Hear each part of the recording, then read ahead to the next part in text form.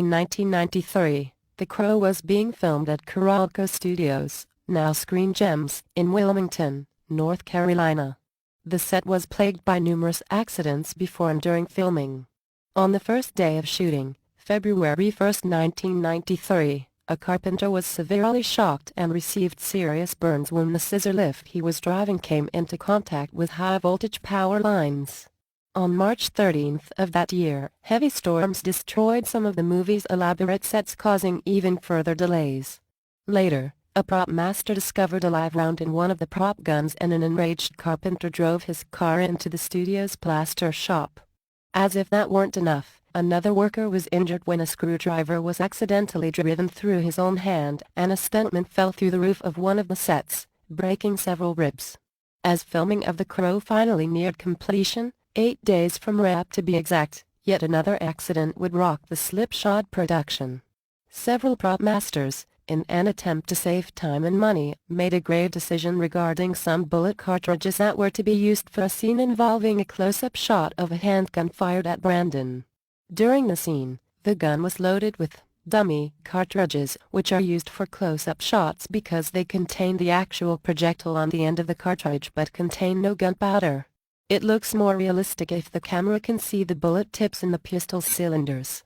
It seems that the prop department didn't have any of these dummy cartridges on hand, so rather than shut down the production for the night, some bozo decided that he'd rig some of the live rounds.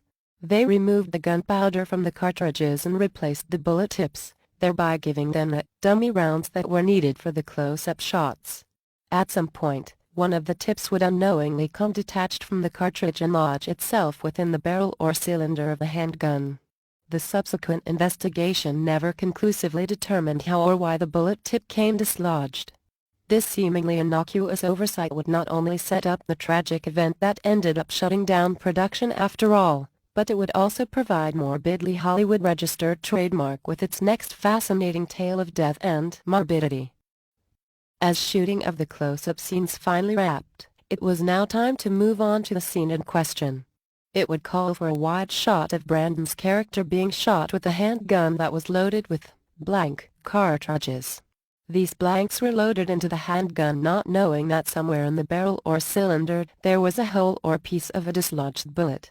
Blank cartridges are different from dummy cartridges in that the blanks are loaded with highly explosive powder to give the handgun the smoke and muzzle flash associated with having fired a live round. Filming was taking place in Eric, Brandon's character, and Shelley's apartment. The scene called for Brandon to enter a room where actor Michael Massey was to shoot him using a revolver loaded with blanks.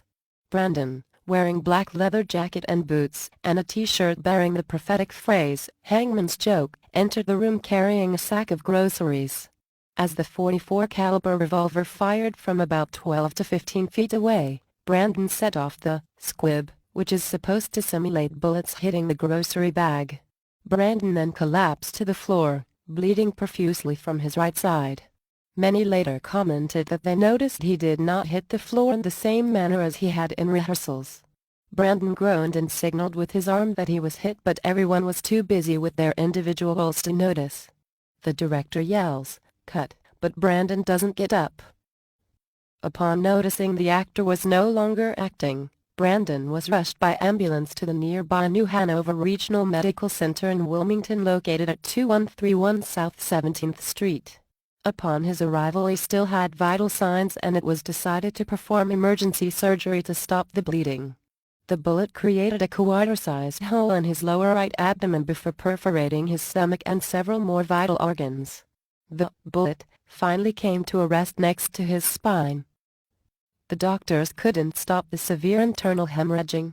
He died in the hospital at 1:03 in the afternoon on March 31, 1993, 12+ hours after the shooting. The investigation determined that the tip of the dummy shell had come dislodged and remained in the barrel unnoticed. The blank cartridge fired with enough force to propel the broken bullet tip out the barrel and into Brandon. The official cause of death is listed as gunshot wound of the abdomen.